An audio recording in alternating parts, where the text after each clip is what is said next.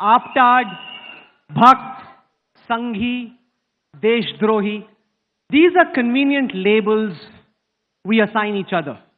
Labels not assigned by a person to himself, but labels assigned by others who don't agree with what a person says. Is India becoming an increasingly intolerant and judgmental society? Have we lost the ability to agree to disagree in a civil fashion? And are we quick to pronounce judgment on each other? What's patriotic? Who's patriotic? Who's a Deshbhakt? Who's a Deshdrohi? To debate the Patriot Act at India Today Mind Rocks, join me in welcoming our two debaters this evening. I want to begin by introducing one of India's most mercurial politicians, Commander-in-Chief of the massive Swami Army. Love him or hate him, you cannot ignore him. Ladies and gentlemen, at India Today Mind Rocks, join me in welcoming Dr. Subramaniam Swamy.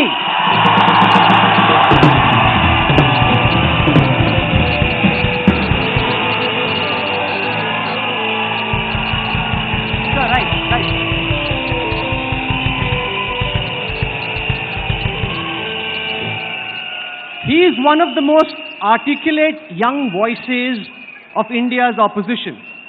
He says, "मैं भारत माता की जय नहीं बोलूंगा," and that doesn't make me a traitor, it doesn't make me an Indian. He believes India is taking a dangerous turn towards intolerance. Join me in welcoming to India Today Mind Rocks our second debater, the Member of Parliament from Hyderabad, President of the AIMIM, Asduddin Owaisi.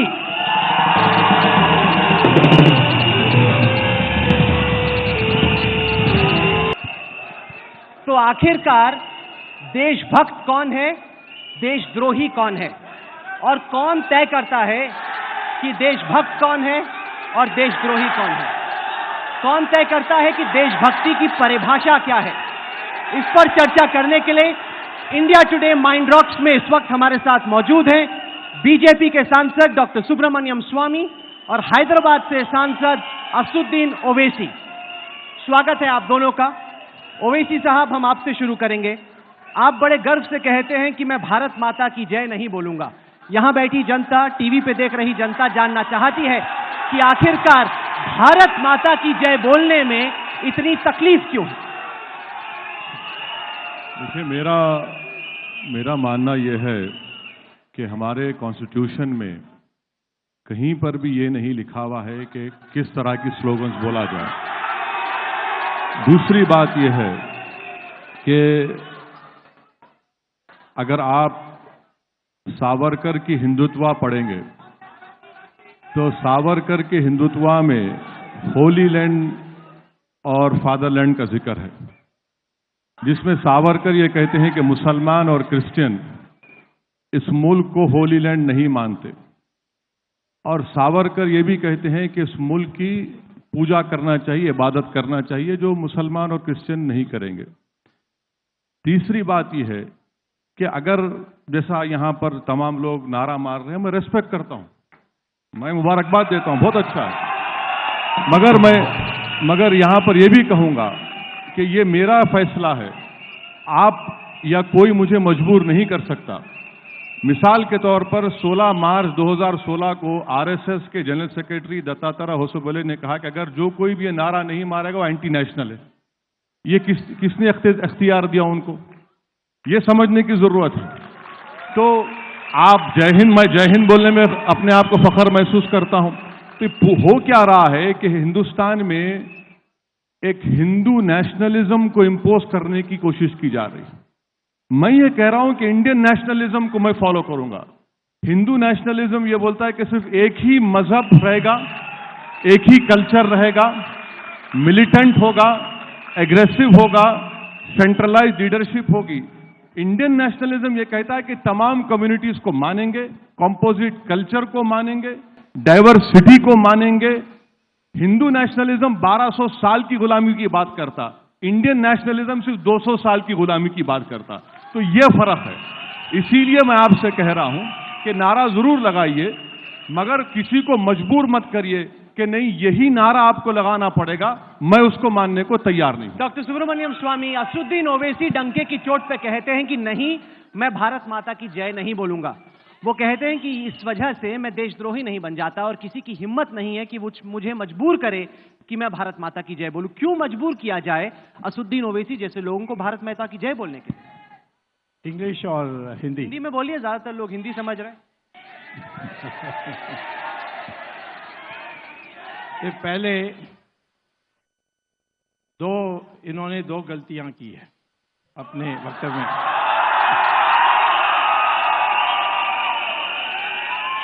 पहला गलती यह है कि राष्ट्रवाद और देशभक्ति में इन्होंने फर्क नहीं किया है। देशभक्ति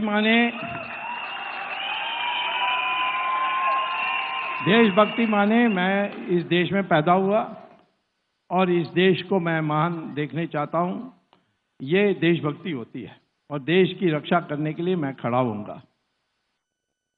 राष्ट्रवाद जो है वो है कि ये राष्ट्र प्राचीन राष्ट्र है और इसकी प्राचीन संस्कृति अटूट है, लगातार आती आई है।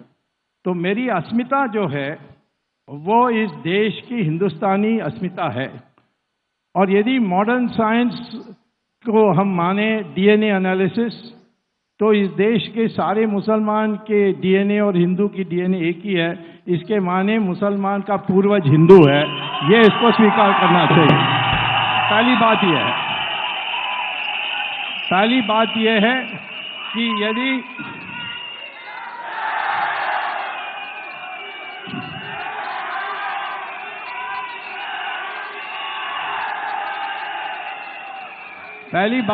कि यदि आप इस देश के मुसलमान ये स्वीकार करने के लिए तैयार नहीं है कि मेरा पूर्वज हिंदू है, तो वो देशभक्त हो सकता है परंतु वो राष्ट्र विरोधी है, ऐसा मैं मानूंगा।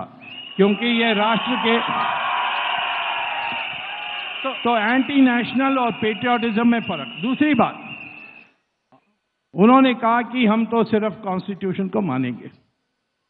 कॉन्स्टिट्यूशन में दो बातें हैं जो अनिवार्य है गवर्नेंस के लिए। पहली है कि गौ की हत्या नहीं होगी, उस पर प्रतिबंध लगेगी। क्या इसको मानने के लिए तैयार हैं? दूसरी बात कॉन्स्टिट्यूशन में है कि यूनिफॉर्म सिविल कोड होना चाहिए। क्या ये मानने के लिए तैयार हैं? कॉन्स्टिट्यूशन मानने के।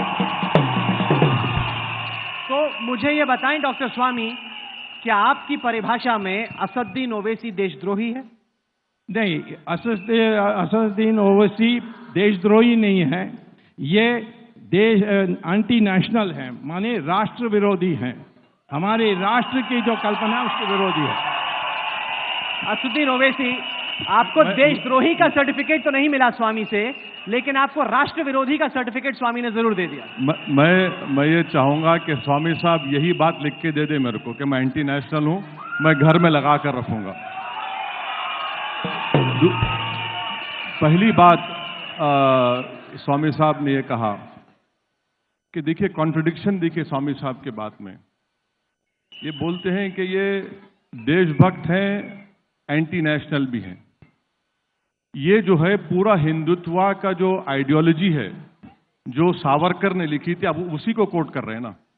नहीं, कोट कर रहा हूं। मिक्स करके कर रहे हैं आप। Savarkar, Golwalkar, bunch of thoughts, ये सब मिलाकर, ठीक है। सावरकर को मानता हूं, गोलवालकर को मानता हूं, पर मोहम्मद अली जिन्ना को नहीं मानता। मैं भी नहीं मानता। तो बहुत अच्छी बात है। एक तो सावरकर ने, आज यहां पर हम इतने झंडे देख रहे हैं,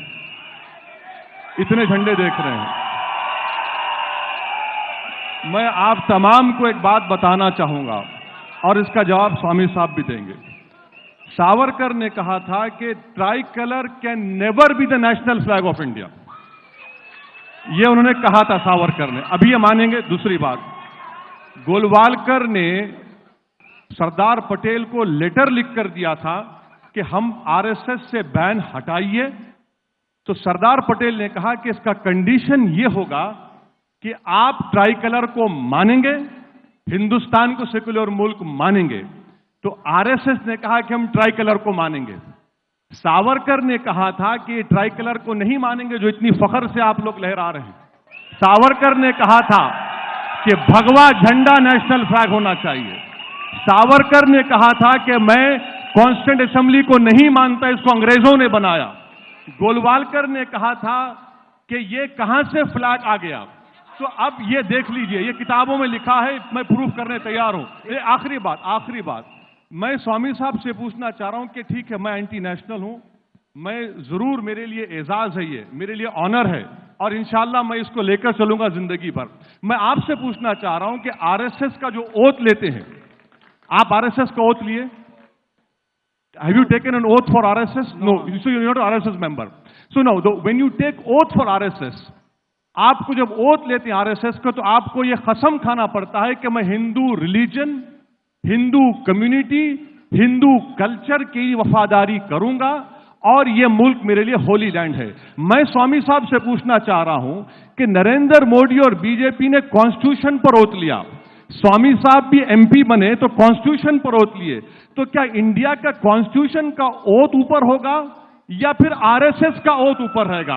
यह आप बता दीजिए, क्योंकि आरएसएस का ओथ है। आरएसएस के अपने ओथ में ये कहते हैं, इनको ये कसम लेना पड़ता है, Hindu religion, Hindu culture, Hindu community and Holi land.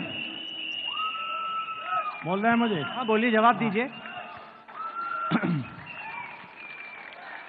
देखिए, आप कॉन्स्टिट्यूशन में आपने खुद ओथ लिया और उसी कॉन्स्टिट्यूशन में यूनिफॉर्म सिविल कोड और गौ हत्या की बात है। स्वामी साहब मैं जवाब दे दूं, प्लीज इजाजत दीजिए। यूनिफॉर्म सिविल कोड के बारे में ये आप लोगों ने नोटिस किया होगा कि हमारे दोनों गेस्ट एक दूसरे से सवाल पूछना चाहते हैं, जवाब कोई नहीं देना चाहता। राहुल कंवल सुनिए, आप हम दोनों का एक इंटेलेक्चुअल डिबेट चल रहा है, बीच में मदाखलत मत करिए, रुकी रहिए आप। तो जहां तक यूनिफॉर्म सिविल कोड की बात है स्वामी साहब, यूनिफॉर्म सिविल कोड, मैं आपसे रिक्वेस्ट कर रहा हूं, आप तो हर पॉलिटिशियन आपसे डरता है रात में सोने से पहले, कल क्या केस डाल देंगे आप। तो मैं आपसे इनकी पार्टी में भी डरते हैं। हाँ, वो इनकी पार्टी में डरते हैं। मैं आपसे पूछ रहा हूं कि Hindu undivided family tax rebate, क्या ये राइट टू इक्वालिटी के खिलाफ नहीं है? हिंदू अनडिवाइडेड फैमिली सिर्फ हिंदू सिख्स के लिए क्यों, आप मुस्लिम्स को क्यों नहीं देते? दूसरी बात स्वामी साहब, कॉन्स्टिट्यूशन में हमने नागालैंड को और मिजोरम को स्पेशल प्रोविजन दिया उनके कल्चर को बचाने के लिए, क्या हम उसको बर्खास्त करेंगे? नागालैंड का framework of agreement Rahul Kanwal के हाथ को नहीं लगने देते ये गवर्नमेंट। तीसरी बात यह है कि आप सुन लीजिए, आप गोवा की मिसाल देंगे मेरे को, मिस्टर स्वामी, गोवा में यह प्रोविजन है कि कोई कैथोलिक के लिए भी प्रोविजन है, आपको मालूम होना चाहिए, रजिस्टर भी कर सकते।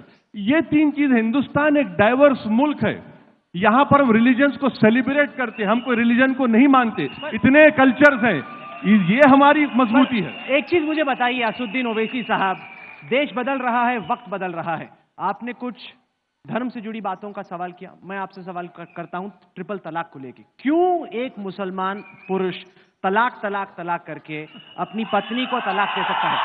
क्या आपको नहीं लगता कि आज वक्त आ गया है कि एक ऐसा हिंदुस्तान हो जहां पे आप तलाक तलाक तलाक कहते हुए या एसएमएस या व्हाट्सएप के जरिए अपनी बीवी को आप तलाक नहीं दे सकते? क्यों नहीं आप आवाज उठाते ट्रिपल तलाक के खिलाफ? एक बात आपको समझने की बहुत बड़ी जरूरत है कि मुसलमानों में जो लोग 4 स्कूल ऑफ थॉट्स को फॉलो करते, मुसलमानों में शिया है जो जाफरी स्कूल ऑफ थॉट को फॉलो करते। सुनिए, मुसलमानों में अहले हदीस है, उनका एक अलग सिस्टम है। आप एक पढ़े लिखे यंग मुसलमान हैं, सुनिए, मैं आपसे सीधा सवाल पूछ रहा हूं ओवैसी साहब, क्या आप ट्रिपल तलाक में विश्वास करते हैं, हाँ या नहीं? हाँ या नहीं सर? राहुल साहब, आपको पैटर्नाइज करने की जरूरत नहीं है, मैं पढ़ा लिखा जरूर हूं, इसलिए आपको डिटेल में समझा रहा हूं। ये 4 स्कूल ऑफ थॉट्स हैं। अब ये मामला सुप्रीम कोर्ट में गया है, सुप्रीम कोर्ट को डिसाइड करने दीजिए, सुप्रीम कोर्ट का जो फैसला आएगा वो मेरे लिए भी मंजूर है, आपके लिए मंजूर है। असुद्दीन ओवैसी साहब, सुप्रीम कोर्ट, देशभक्ति क्या है, देशद्रोह क्या है, नेशनलिज्म क्या है, एंटी नेशनलिज्म क्या है, इस सब पर आपकी राय है। लंदन में आप बैरिस्टर बन के आए हैं, हर मुद्दे पे आपकी राय है। ट्रिपल तलाक का मैं सवाल पूछता हूं, आपकी जुबान क्यों बंद हो जाती है? नहीं, मैं जवाब दीजिए। बिल्कुल नहीं, मैं आपको बता रहा हूं कि ये मसला सुप्रीम कोर्ट में है। सुप्रीम कोर्ट फैसला करेगा, यहाँ को आपकी अदालत तो नहीं होगा ना। सुप्रीम कोर्ट का जो भी फैसला हो- अलग है। नहीं, सुप्रीम आपसे सरल सवाल यह है कि क्या आपके हिसाब से ट्रिपल तलाक की जो प्रथा है वो चलनी चाहिए, हाँ या नहीं? मैं आपसे- जवाब क्यों नहीं दे पा रहे हैं? जवाब आपको दे आप रहा बोल हूं। दीजिए कि मैं नहीं। विश्वास करता हूं, बोलिए कि मैं नहीं, विश्वास करता हूं, नहीं, या बोलिए कि मैं विश्वास नहीं हरगिज़ करता। आप जैसा चाहेंगे वो जवाब नहीं दूंगा मैं। मुझे अख्तियार है कि मैं अपनी बात रखूं, मैं अपनी बात को रखा हूं, आपको समझाने की कोशिश कर रहा हूं, और जो सुप्रीम कोर्ट का फैसला आएगा होगा। मगर एक बात बताइए कि जहां कहीं मुस्लिम औरत पर जुल्म होता, आप लोग बोलते तलाक की वजह से होता, तो भाई ज़किया जाफरी से इंसाफ कब होगा? फिर ज़किया जाफरी से इंसाफ नहीं होगा क्या? आप जाकर देखिए, मेवात में यहां से 70 किलोमीटर दूर है, बिरयानी के नाम पर 2 मुस्लिम बच्चों का रेप कर दिया गया, उसकी जिक्र नहीं होता। मगर जैसे ही मुस्लिम औरत का नाम आता है, आप लोग बोलते कि ये तलाक की वजह से। मेरे भाई, एक डेटा बना लीजिए, डिबेट करा लीजिए कि सबसे ज्यादा डिवोर्स किसका होता है, उसके बाद हम लोग बहस कर लेंगे। मेरे स्वामी साहब बुला लीजिए। चलिए, आप इस सवाल का जवाब देने से बच रहे हैं, आप हमारे मेहमान हैं तो मैं नहीं खींचूंगा। लेकिन डॉक्टर स्वामी, मैं आपसे पूछना चाहता हूं कि क्या गौरक्षा के नाम पे जब भी पुलिस मेवात के गांव में निकलती है, रेस्टोरेंट से रेस्टोरेंट जाती है, ये जानने की कोशिश करती है कि आदमी क्या मीट खा रहा है, क्या आपको लगता है कि आजाद हिंदुस्तान में ऐसा होना चाहिए? नहीं, बिल्कुल नहीं। ये तो कानून व्यवस्था का सवाल है, इसमें हिंदू का सवाल ही नहीं है। कोई कानून के गैर कानूनी काम करेगा तो सरकार, वहाँ की सरकार को कदम उठाना चाहिए। नहीं उठाए, परंतु इस पर हमारी माथे पर क्यों थोपेंगे? एक सवाल मैं इनसे ये पूछूंगा कि, और यहाँ मैं अपनी टिप्पणी करूंगा कि इन्होंने कहा कि शरिया में ऐसे होती है, हनीफा स्कूल में ये होता है, वहाबी में ये होता है। तो मैं कहता हूं कि हर एक मुसलमान देश में वो समझते हैं कि मस्जिद को तोड़ा जा सकता है, शिफ्ट किया जा सकता है, तो यहां ये बाबरी मस्जिद को हटाने के लिए क्यों नहीं तैयार होते हैं?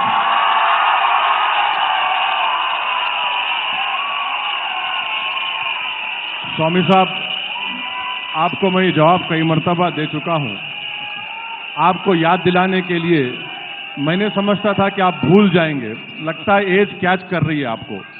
ठीक है, मैं आपको दोबारा कह रहा हूं। देखिए, जो पहला एफआईआर रजिस्टर हुआ था बाबरी मस्जिद में मूर्तियां रखने का, वो एफआईआर आप देख लीजिए, आप तो केस देख रहे हैं। वहां पर क्या था? दूसरी बात, आप हिंदुस्तान की बात करिए ना, आप अरबस्तान की क्यों बात करते? ये डेमोक्रेसी ने बात किया था। सुनिए, मैं कह रहा हूं, स्वामी साहब, ये डेमोक्रेसी है, ये एक फंक्शनल डेमोक्रेसी है। यकीनन आपकी पार्टी पावर में हो सकता है कि हम फैशिज्म की तरफ चले जाएं, मगर डेमोक्रेसी तो है। डेमोक्रेसी को आप ले जाकर थ्योरोक्रेसी से क्यों मिला रहे? आप ये कंपैरिजन मत करिए। ईरान से, पाकिस्तान से, सऊदी अरब से मुझे क्या करना है?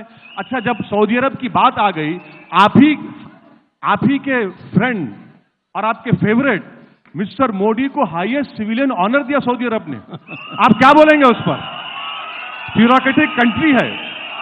थ्योरोक्रेटिक कंट्री है, उनको बाज़ाब्ता इनाम दिया, आप बोलिए क्या बोलेंगे?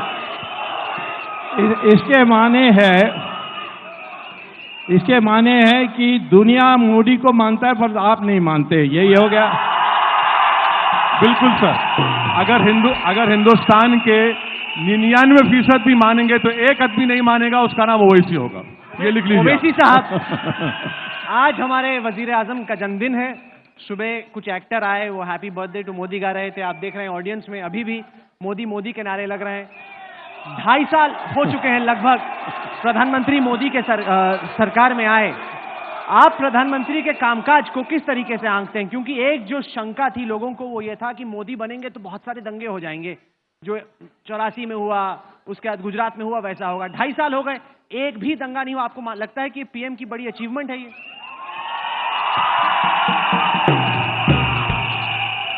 पीएम की अचीवमेंट आपको बताता हूं मैं। पीएम गुजरात पहुंचे, बहुत बड़ा दलित लीडर जेल को चला गया रात में।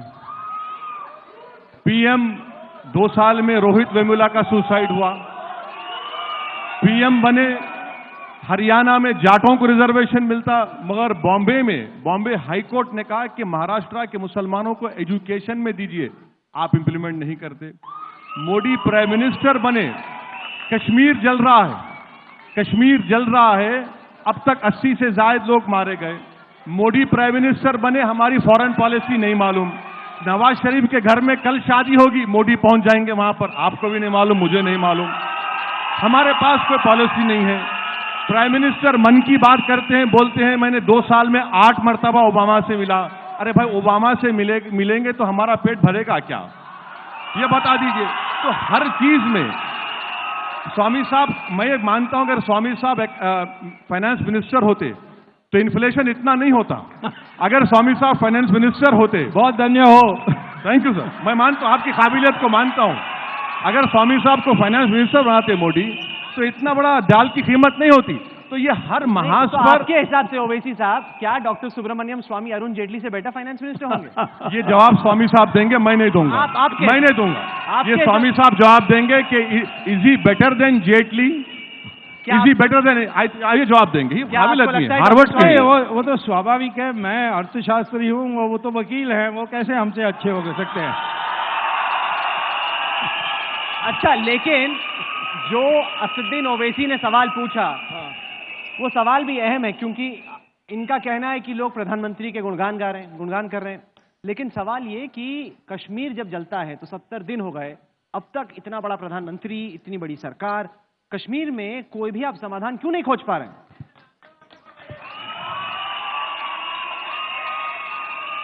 देखिए, हम लोगों ने शुरू में, भारतीय जनता पार्टी सरकार ने सोचा कि क्योंकि हम जम्मू में और लद्दाख में जीत कर आए और वैली में पीडीपी जीत कर आई, तो एक समन्वय के रास्ते का एक्सपेरिमेंट करना चाहिए। अब कई लोगों की राय है, और ये मेरी भी राय है, कि एक्सपेरिमेंट फेल हो गया और तुरंत कश्मीर में प्रेसिडेंट्स रूल होनी चाहिए। परंतु ये पार्टी के अंदर विचार होकर फैसला होगी।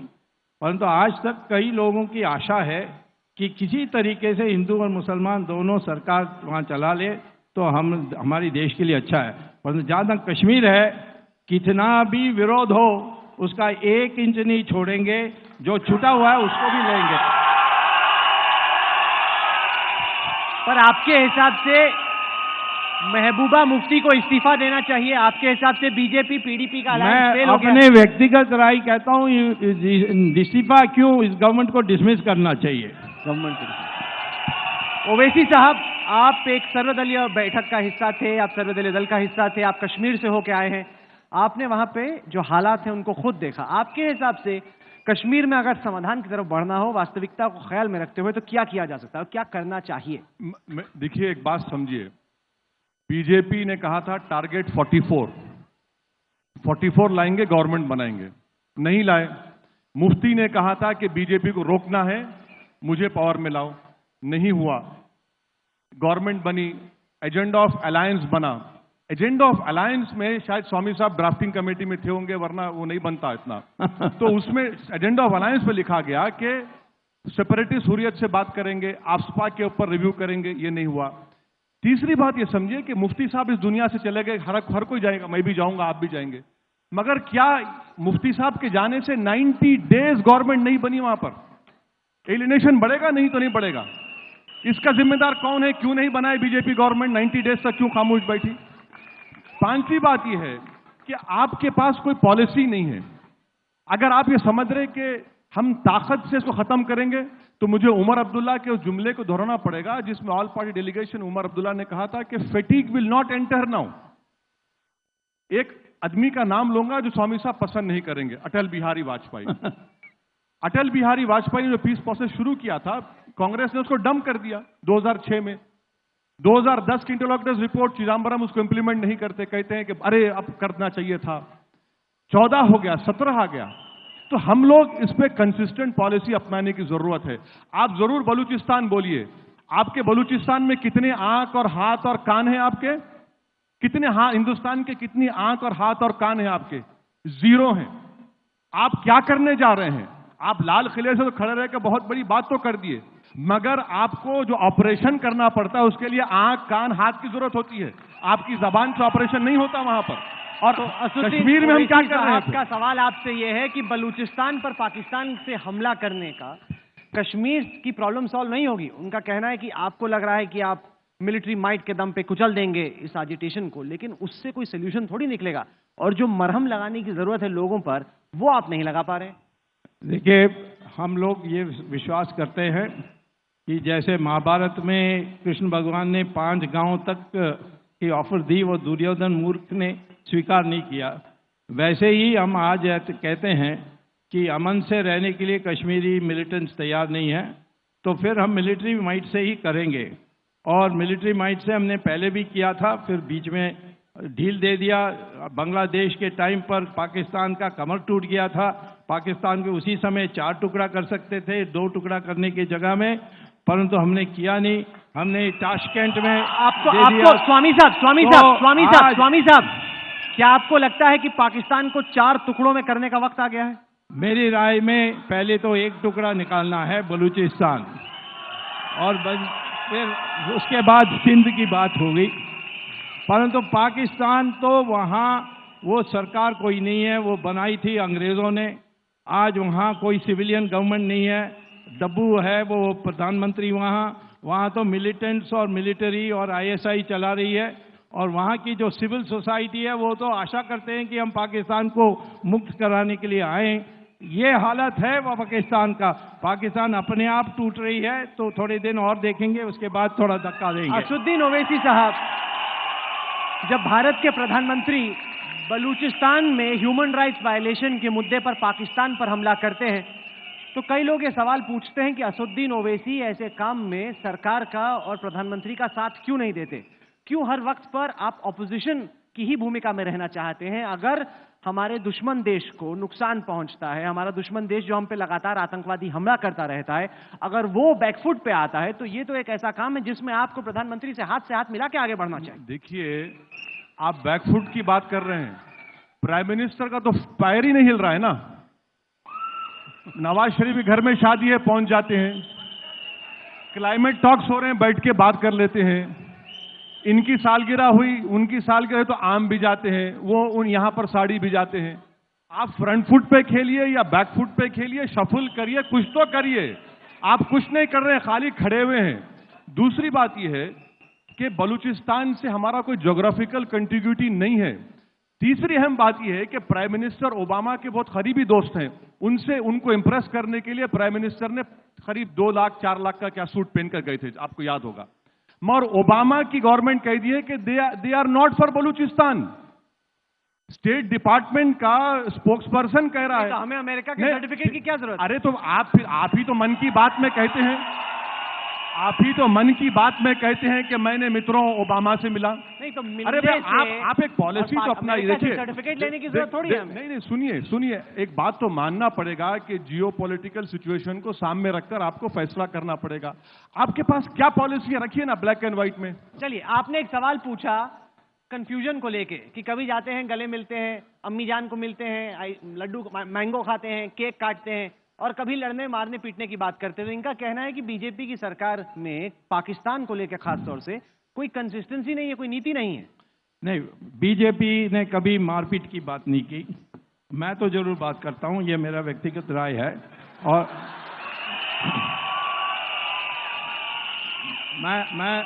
मेरी राय है पाकिस्तान कभी सुधरेगा नहीं, और इसीलिए पाकिस्तान को ही खत्म करना चाहिए। लेकिन ओवैसी जी ने अभी कहा कि अमेरिका नहीं सपोर्ट कर रही है।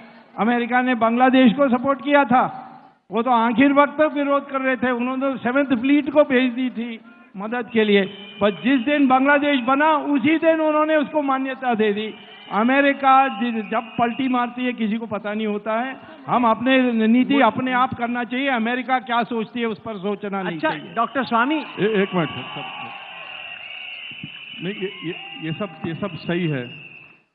फिर लाहौर डिक्लेरेशन जो वाजपेयी गए थे उसमें क्या लिखा गया? शिमला एग्रीमेंट हम साइन किए, उस पर क्या लिखा गया? जो आगरा का एग्रीमेंट होते होते रह गया उसमें हमने क्या लिखा? ये सब चीजें सामने है ना। अब ऐसा है कि स्वामी साहब अब होम मिनिस्टर बनने के भी काबिल हो गए। इनको होम मिनिस्टर बनाना चाहिए। अच्छा, मुझे ये बताइए डॉक्टर स्वामी, क्या आपके हिसाब से आप राजनाथ सिंह से बेटर होम मिनिस्टर बनेंगे? राजनाथ सिंह मेरा मित्र हैं और सबसे अच्छा होम मिनिस्टर सरदार पटेल के बाद बने हैं। अच्छा, तो आप जेटली से बेहतर फाइनेंस मिनिस्टर बनेंगे पर राजनाथ से बेहतर होम मिनिस्टर नहीं बनेंगे। इसमें कुछ बड़ी जबरदस्त कहानी है। तो अरुण जेटली से आपका इतना खास रिश्ता क्यों? जैसे इंडिया पाकिस्तान का रिश्ता है, वैसा स्वामी और जेटली का रिश्ता है। देखिए, शुरू से हमारे इतिहास में दक्षिण ब्राह्मण और उत्तर ब्राह्मण में फर्क होता है और लड़ाई होती है, तो उसका जारी है ये। अच्छा, आप ये बातें करते हैं पाकिस्तान को तोड़ने की, इतनी जोरों से तालियां बजती हैं, लाजमी तौर पे लोग आपके साथ हैं, तो आपकी पार्टी आपकी क्यों नहीं सुनती?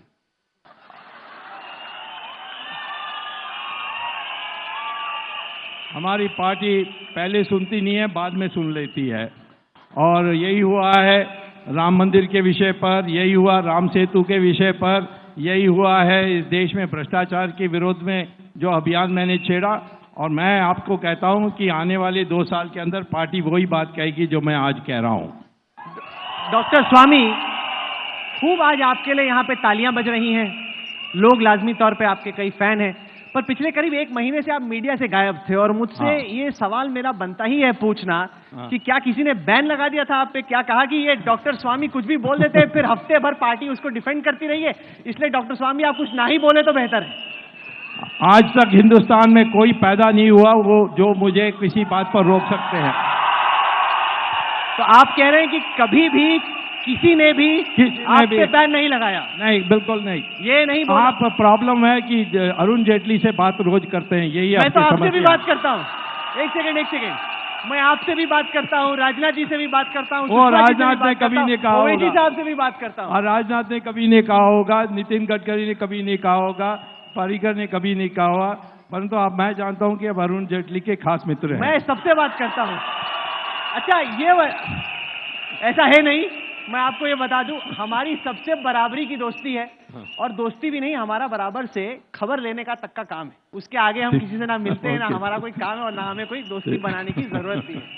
क्या आपके हिसाब से ओवैसी साहब, क्योंकि 2 असुद्दीन ओवैसी हैं, एक वो है जिसके साथ आप बैठ के चाय पी सकते हैं, वो लंदन में पढ़ा बैरिस्टर, लंदन के अपने दिनों की बात करता है, ऑक्सफोर्ड सर्कस पे आइसक्रीम खाने की बात करता है, अपने बचपन के दिनों के बारे में बहुत शौक से बताता है।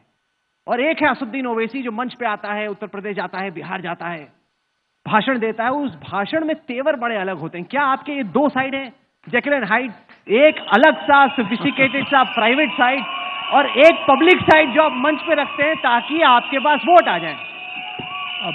अब देखिए, जब आप पब्लिक स्पीकिंग करते हैं तो अगर आप पब्लिक स्पीकिंग ऐसा करेंगे तो लोग सो जाएंगे, तो पब्लिक स्पीकिंग लोगों को जगा के रखना पड़ता है आपको। और ये जमाना सोशल मीडिया का, इंटरनेट का है, तो पब्लिक स्पीकिंग प्लेटफॉर्म डिफरेंट है। ये डिबेट अलग है, पार्लियामेंट का डिबेट अलग है। तो अगर आप पब्लिक स्पीकिंग में जाकर लोगों को कुछ बोलें, सो जाएंगे वो लोग, तो इसीलिए बोलना तो पड़ेगा ना, लोगों को जगाने के लिए तो अपनी बात रखना पड़ेगा। तो मैं अपनी बात को रखता हूं, बेखौफ रखता हूं, बगैर किसी से डरे।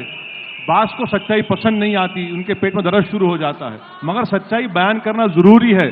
70 साल हो चुके हैं, अब इस 70 साल के बावजूद भी अगर हम इस तरह की बात करेंगे कि नहीं नहीं जी हाँ हाँ, नहीं होने वाला है। अब बात सही करने का वक्त है और अपने राइट्स को लेने का टाइम। अच्छा, वक्त खत्म हो रहा है डॉक्टर स्वामी, तो आखिर में मैं पूछना चाहता हूं, आपकी उम्र करीब 77 साल है। हाँ। अच्छा, आपके कितने ट्विटर पे फॉलोअर हैं? 3.2 मिलियन। 2 मिलियन। तो आपकी ये जो यूथ ऑडियंस है, इसमें इतना आकर्षण आपको लेके कैसे है? और सोशल मीडिया में जो इतनी बड़ी विशाल स्वामी आर्मी है, जैसे एक 12वीं आर्मी है इंग्लैंड की, उससे बड़ी तो ये स्वामी आर्मी है, तो उसकी सक्सेस का फॉर्मूला क्या है? थोड़ा ओवैसी साहब को ही बताएं। जी, जो नया पीढ़ी है वो राजनीतिज्ञों से सच बोलने की आशा करते हैं। जो जब पहले नेहरू के जमाने में झूठे मिथ्याचार, डिप्लोमेसी, इसमें लोगों को गुमराह रखते थे, आज वो कहते हैं tell us like it is, वो मैं करता हूं, बाकी किसी को हिम्मत नहीं है, इसीलिए प्रॉब्लम हो रहा है दूसरे लोगों को ट्विटर में फॉलोइंग करने। ओवैसी साहब, आपको ईर्ष्या होती है, जेलसी होती है जब आप देखते हैं 3.2 मिलियन फॉलो, आपके कितने ट्विटर पे फॉलोअर हैं? देखिए, समंदर के दो किनारे एक नहीं हो सकते। आप सवाल का जवाब दीजिए ना, आपके फॉलोअर कितने हैं? समंदर के दो किनारे कभी एक नहीं हो सकते। आप बीच में हैं, वरना तो तूफान शुरू हो जाता है यहां पर। चलिए, आप दोनों यहां पे आए, अलग अलग चीजों पे मतभेद हुआ, विवाद हुआ, लेकिन हम चाहते हैं कि इस सेशन को हम खत्म करें एक ऐसी चीज से जो हमारे देश को जोड़ती है। आप लोगों के पास तिरंगा है, मैं चाहूंगा कि आप लोग इस वक्त खड़े हो जाएं अपनी अपनी कुर्सियों के बाजू में और हम लोग राष्ट्रगान गाएंगे।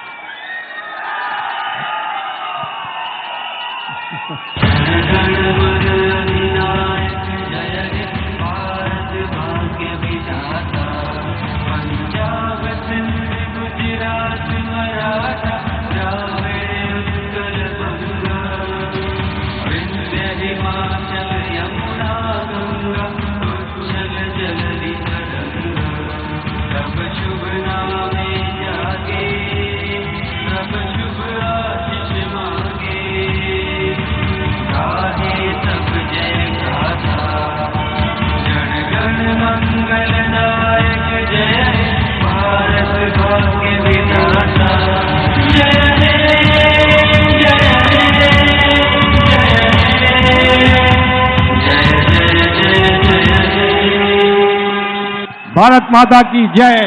और मैं चाहूंगा कि आखिर में डॉक्टर सुब्रमण्यम स्वामी एक दफा असुद्दीन ओवैसी से हाथ मिला ले और उसी पे हम अपना सेशन खत्म करें। सामने सामने सामने।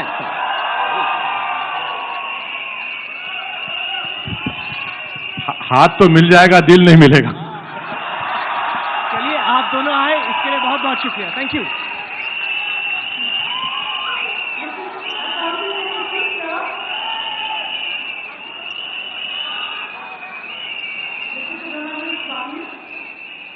Sir, thank you so much, sir. Just a token of thanks, may I call on the stage Kalipuri, Group Editorial Director, to kindly come on the stage. Thank you so much, gentlemen. Thank you. Let's have a huge round of applause. That was such an informative discussion that we had. A big round of applause for Mr. Subramaniam Swamy and Asauddin Owaisi. Thank you. Thank you.